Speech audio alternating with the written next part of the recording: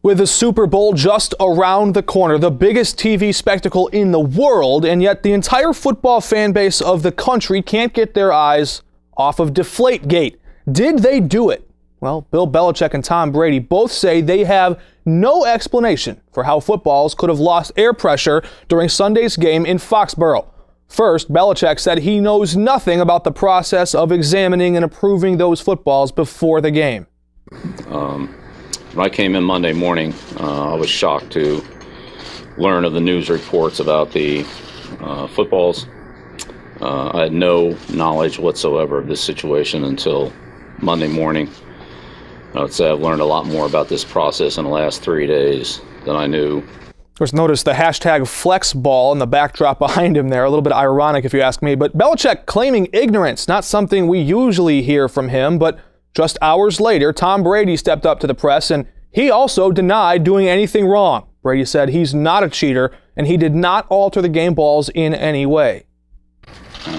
When I picked those footballs out, at that point, to me, they're perfect. I don't want anyone touching the balls after that. I don't want anyone rubbing them, putting any air in them, taking any air out.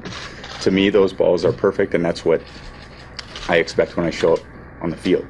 Now, Brady does admit he likes his footballs at the low end of the spectrum of the rules there, inflated to 12.5 pounds per square inch, but that amount is legal. He says he has no idea how the balls could have lost air after he pulled them out. He says everyone is trying to figure out what happened. He added he would never do anything to play outside of the rules.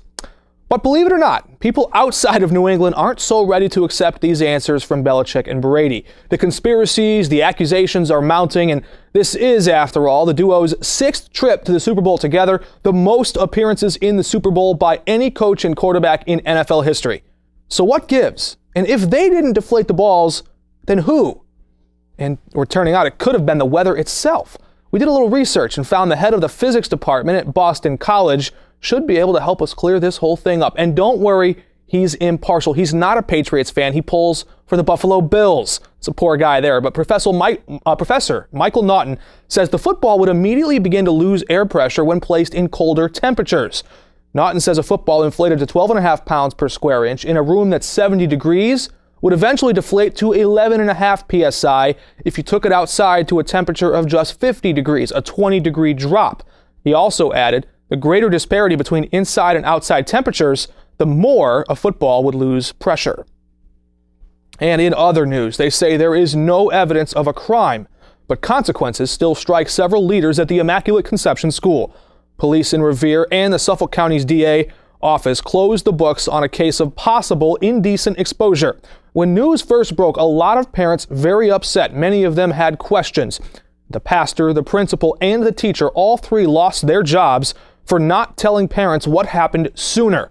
Now, this all started when one of the students there noticed that the custodian had gone in to use the students' only bathroom.